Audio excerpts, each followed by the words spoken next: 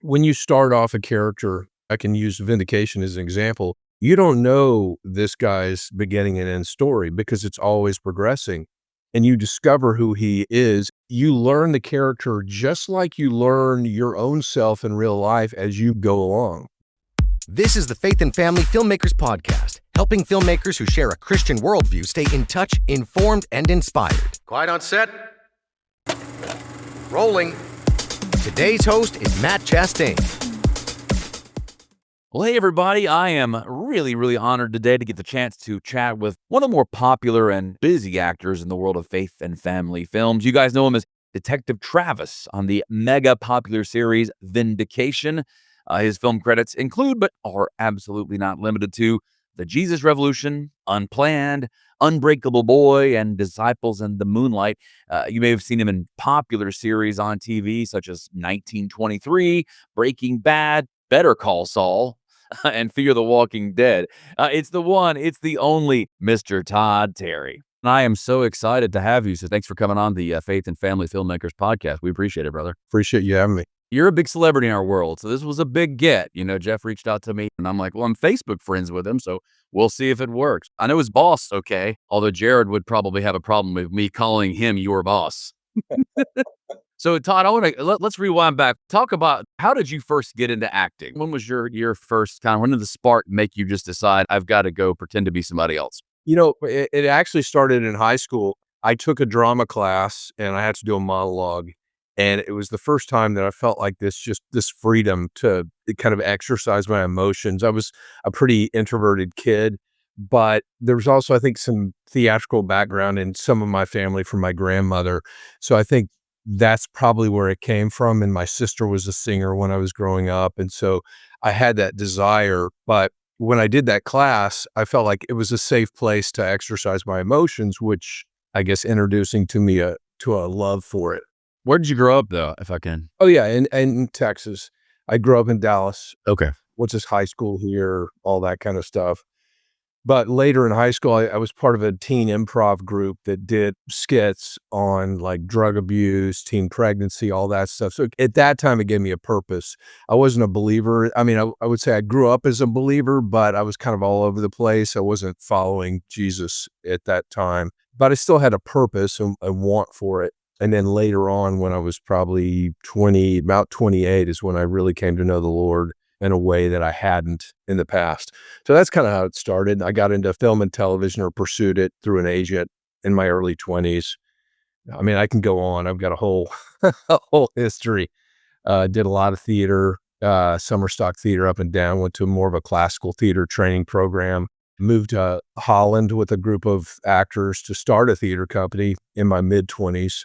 Ran out of money, but we were able to, at least produce one show, which was a blast and a lot of fun. Too much fun, I'll say. But came back and met my wife in, my late 20s, and that's when I started wrestling with God and came to know him in a bigger way. So, yeah, that's kind of the initial part of my The modern day Israel, right? Yeah. We who wrestle with God, the modern day Israel. Yeah. So you bring up a very interesting point. I like diving into the psychology of acting, and I've always thought that stage actors can be very different to film actors, because a lot of stage actors are actors who are just natural extroverts. They need a place to let it go. I've got all this to show. Whereas a lot of times you'll find film actors or people who specialize more in film, on-screen actors. It's more like they're introverted and they need a channel to express things they otherwise wouldn't feel comfortable expressing. Yeah, I mean, for me, I can only speak to my experience, but yeah, I mean, I met a lot of people in the theater that were definitely extroverted. They had an outgoing personality all the time.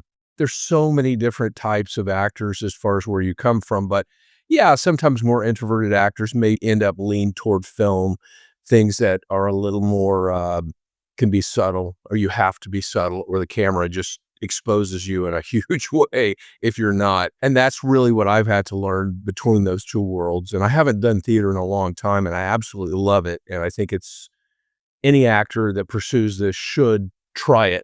It's a different world, but same of the same tools that I use in film or television are the same ones I would use in theater. It's just, your medium is a lot bigger in theater, and there's a continuity in theater that you don't have in film as far as the process of doing it. You live or die on the stage, where in film, it's, action to cut, and then you can do it again. So, Yeah. different worlds, but a lot of the same process. I know a lot of editors who make actors look really good. If you can't get it all in one take, a lot of us can't. Yeah, and that's why I think I always appreciate a director that can also edit, and Jared's like that. He's a director, he's an editor, he's got his hand in about everything, but that really helps because their eye is looking for that thing that they say, "Okay, I can work around this," versus an editor who gets it, has to piece it together. Yeah, that's gotta give you a lot of comfort knowing that if I know I nailed that first line in take 1 and the second part of it I didn't, but I got it in take 3, you have, as an actor, probably comfort knowing that Jared caught that. Jared is, because he's directing and he's cutting it, he caught that, and you can be more free to there's a freedom in not worrying about messing up a line, right? Yeah, absolutely, and I tend to be a little methodical, like, I'm pretty good Mm. about matching, physical movement, in the projects I do. I've always just kind of thought that way, which is a good thing for an editor, but sometimes it'll inhibit you in trying to be more creative. So it's finding that fine line where Yeah. you're hitting your movements, but at the same time, you're allowing yourself to be free with everything else. And giving them some additional choices that don't screw up the cut or force a cut, right? Yeah, that's exactly Yeah, right. 100%. Okay, you mentioned subtlety, and I'm glad you brought that up because I remember the first time Jared sent me the pilot, he wanted me to watch it. This was years ago, and I was like, "Who is this Todd Terry guy?" I was like, "'Cause I think that really is your strength, is being so powerful in your subtlety." Like, that's a God-given gift that you have, is being able to be so powerful while remaining so subtle on camera. I appreciate that. I mean, I definitely try. Sometimes I'm really scared of overacting or pushing things too far, and sometimes a director, Gerald, will say, "No, I'm not seeing it. I'm not seeing it." And so I'll find that space to push it, but I just tend to go smaller. I just have always liked films where people do less because it's so much about the audience watching a film and having your own experience as an audience member, and it's not always about what the actor's doing, it's just living in that moment with them, and that's what I think makes it powerful. I mean, you're having to become the character, and in most situations, people are trying to hold back their emotions. They're trying to cover what they're really thinking in real life, and so most people aren't as big in real life as some overactors want to give the camera, right? Yeah, and there's definitely mediums that require a bigger style, farce or a lot of comedy, and then Yeah. some comedy is just played straight and real, and that's what makes it so funny. It all depends on the medium, but a lot of the medium that I have done a bit of, which is dramatic, yeah, I think this subtly works often. 100%. Well, let's talk about your origin story, how you kind of came upon the original Vindication script. How did Jared find you? I'm guessing you're both in Dallas, so maybe you're running the same circles, but it originally was just going to be a short film, right? Yeah, so initially I met Jared at a Christian, and I always mispronounce this, it's Christian Media Artists or Media Association. It's a group that I think it was nationwide, and one of the chapters was here in Dallas. And I had done a film called Beyond the Farthest Star. This was 15 years ago with a guy named Andy Labrizzi. And I had spoke at that meeting, and Jared came up afterwards and said, "Hey, I'm doing this short film. Would you be interested?"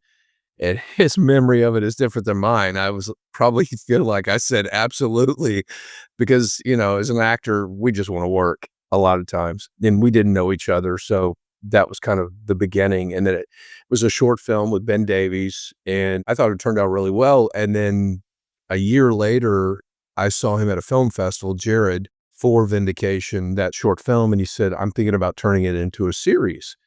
And who's gonna say no to that? And so that's kinda how it began, but that was 10 years ago, and here we are. We've completed 4 seasons. We have a standalone special that we just filmed, and, its audience is increasing because, recently we were put on Angel Studios platform, which helped, more eyes on the show. Because when you're dealing with faith-based film, if you don't have a specific I don't want to, maybe specific directors, people that have like, the Irwin brothers are a great example that they have kind of, they're moved into the secular arena, if you want to call it that. And they produce a great product, and I've been fortunate to work with them on stuff before, but it's harder to get eyes on some of these Christian films and TV things. Although there's a lot of Christians in the US. So, watching them Yeah. is great.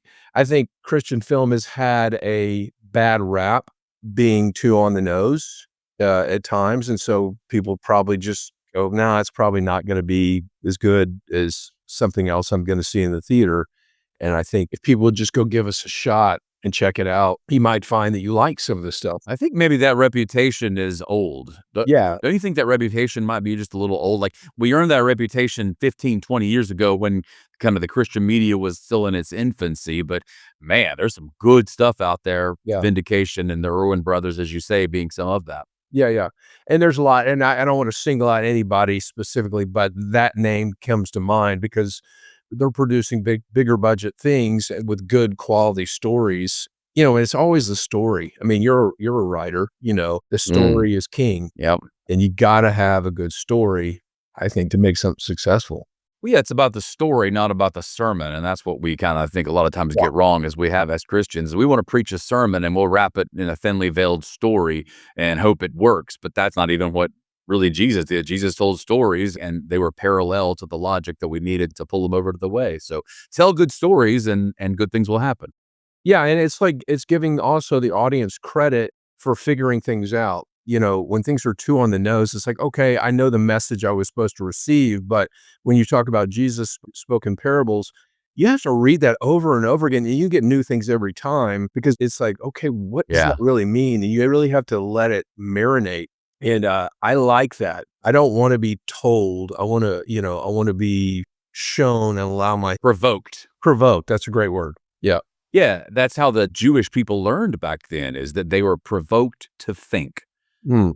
And so I think that's obviously, as an actor, the stories you are drawn to. So maybe that's, a lesson for all the writers out there and the directors who are listening. And how can I get an actor of Todd Terry's quality? Well, give them a story that provokes people to think.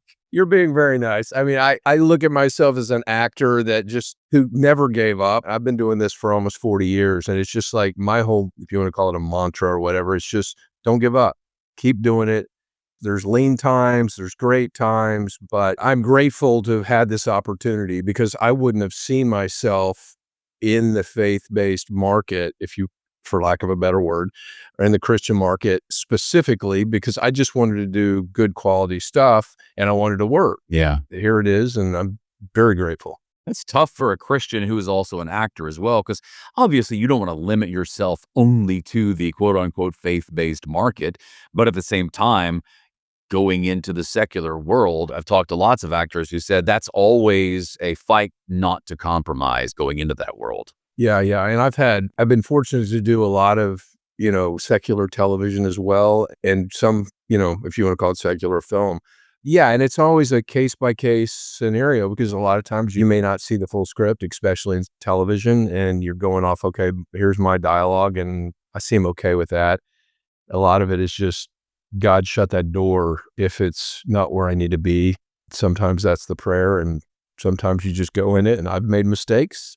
I've done stuff that I'm like, "I wish I hadn't have done," but you live and learn. Now, how do you feel about this? Because this, I don't know how I feel about it. There are a lot of actors, and I respect it, who will say there are lines that I don't. We all have lines we won't cross, but there are actors who will say I won't curse in a project. I get it. I'm fine with that. Personally, I cursed in a Christian movie once because for me, it's like if I'm playing a bad guy, if I'm playing an evil guy and he says, "Oh, shucks," just because I'm in a Christian movie and don't want to say a bad word, now I'm lacking reality. So if I'm playing a person who would curse, I will curse. But others have different standards. And for me, it's like you do what's best for you. I don't think we should necessarily have one standard that Christian actors necessarily have to abide by other than our own, biblical interpretation. Yeah, I mean, trust me, I've thought about this so much, and I'm hesitant to even talk about it because, it's like, you're going to talk something, you're going to put something out there and somebody's going to like, well, you said this and you said you would never do That's this. cancel culture, Christian cancel culture. And, but I weigh that in auditions where I have that kind of stuff. And again, that's sometimes I'll pray, shut that door if it's stuff I'm really, really on the edge about. And then sometimes I'll be in auditions where I've got some very heavy language and I'll change it to something I'm more comfortable with, but still gets the point across. And I've had the opportunity to be on a show and I said to the director, I said, there's certain words I really don't want to say. And at the time it was because I had younger kids. And he said, that's fine, Yeah. and it was communicated. But I agree with you in that, aw shucks, so to speak, is not gonna it's not gonna sell the message. Serial killer is not going to say that, right? Yeah. But I agree. That's a tough one. It's a case by case basis, and I don't want to say I'll never do something. I just don't want to name certain words because I think a lot of the whole thing about cursing has a lot more to do with how we speak about other people in general and our heart posture towards people and gossip and along those lines that we immediately go to certain 4-letter words, and yet there's a much bigger picture on how we talk daily about each other and, bless your enemy. And granted, we're in a medium that we're showing something to people because we're trying to tell a story and get a message across, and sometimes it's good and evil, and you got to have the evil guy, and the good guy to kind of show where we're going in the big picture. So that's my talk around that. Hey, it's like we just said. Well, no, but it's better to explore these topics than it is to have that hard and fast rule. So Yeah. just like, we just talked about with story, it's all an exploration. To give you the other side of that, I kid you not, I was directing a very Christian movie and I had an actor audition and the dude knew what the movie was and he dropped must have been 50 F-bombs, which weren't obviously not in my sides. Obviously, he didn't get the part, but it was interesting that somebody in the sides would start dropping dozens of F-bombs in an audition for a Christian movie. Yeah. Are you a filmmaker or storyteller with a passion for faith-driven narratives? The Purpose Film and Media Festival is calling all creators to showcase their work at this year's event, happening August 7th through the 9th, 2025. This 3-day festival is more than just screenings. It's a celebration of storytelling that inspires and uplifts. Join industry leaders like Cameron Arnett, Tyler Sansom, Gene Wenger, and Justin Overlander for workshops, keynote sessions, and networking opportunities. Whether you're a seasoned filmmaker or just starting out, you'll find a community eager to support your vision. Submit your film, script, or project today at purposefest.net and be part of a movement that celebrates purpose-driven media. Don't miss your chance to be featured among the best in Christian cinema. Purpose Film and Media Festival. Building the kingdom, one story at a time. I want to know about your experience on Vindication and more specifically, let's get into the meat of acting here. What is your relationship like with Detective Travis?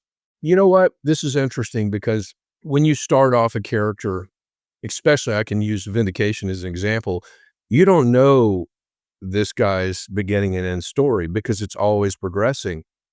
And you discover who he is. Any actor discovers this character as you go along because there's so much limited information because the writer are creating this guy. And I really trust in the writer. I'm a big advocate of writers. And look, sometimes I'm horrible staying on the line, I'll creatively mess with it. And some writers are, no, I want exactly the words and some aren't. But I usually try to do it where I feel like this character is either coming from, and it may be small, but that's often another topic.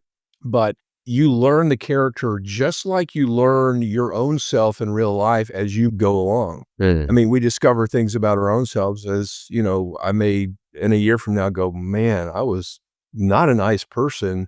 And all of a sudden, because I have some epiphany or some sort of Holy Spirit moment where I discover something. It's the same thing with acting. It's discovering it along the way. But I think I came into the character with, okay, this guy is a cop. I know nothing about being a cop. So I would do stuff like I did a ride along with a friend of mine that I know, not well, but he's a cop. And I've known some others. And a lot of it's an imagination. What would I do in this situation? Trying to make things up as you go along. But the funny thing is, I can look back in season 1 and go, I had no idea what I was doing there. When you look at yourself, I don't love watching myself. I can do it, but I kind of do it to go, okay, do I believe it or do I not? And found a lot of moments, especially really early on, not even the short film, but like the second episode where I don't really have a good, strong opinion as a character. And that bugged me, but you live and learn and you figure it out as you go along. That's my best answer for how character develop. I hate to get too cliche here, but that term, what's my motivation, really is everything. That's what I always tell an actor is it really, all that matters is what you want. What does your character want right now? And so when you approach Travis and you're going into season 4 and you've done so many stories, what is it, the baseline that you kind of ride along as to what Travis wants? Well, it's funny. I've always been an action-oriented actor, trying to find something that I'm going for. So in a sense, it's what you want. And I feel like I'm kind of trying to expand my mind on this.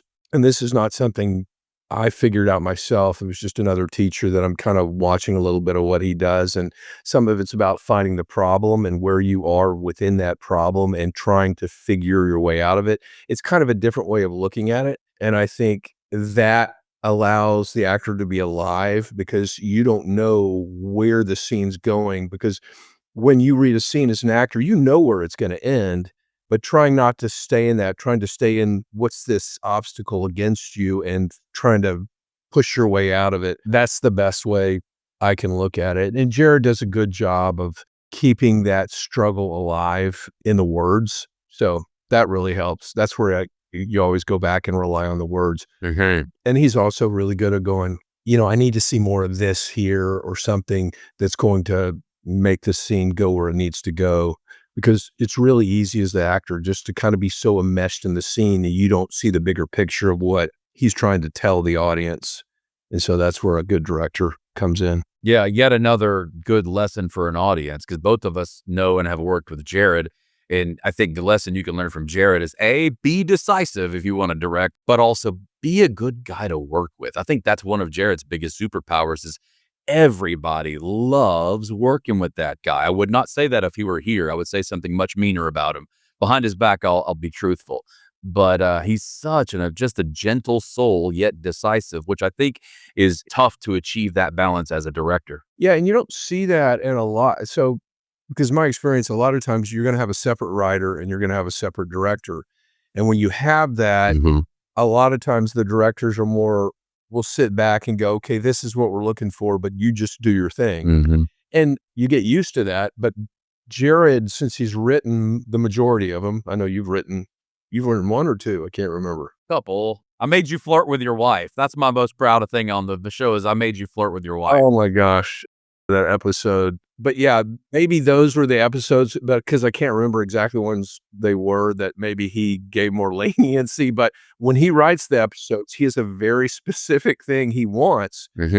And so, as an actor, I've got to really be able to listen to that because he knows what he wants. And that's what you're up against with any director. Sometimes there's more freedom. I'm not saying he doesn't give freedom. He does. But he has a very specific thing he wants to see because he knows what he wants the audience to see. It's about achieving that balance 100%. Look, I could talk to you all day. Each episode could be 3 hours, but they won't let me do that. So here's what we're going to do. I want to know more about now where you're going, where Vindication is going. But we're going to find that out next time. So make sure everybody tune in to the next episode. Todd, thank you so much for joining us here on the Faith and Family Filmmakers podcast. Thank you. Thanks for listening to the Faith and Family Filmmakers podcast. If you've been enjoying this podcast, take a moment to follow or subscribe on your favorite podcast player so you don't miss an episode.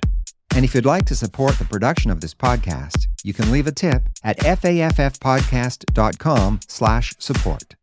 Bringing filmmakers together for faith and family.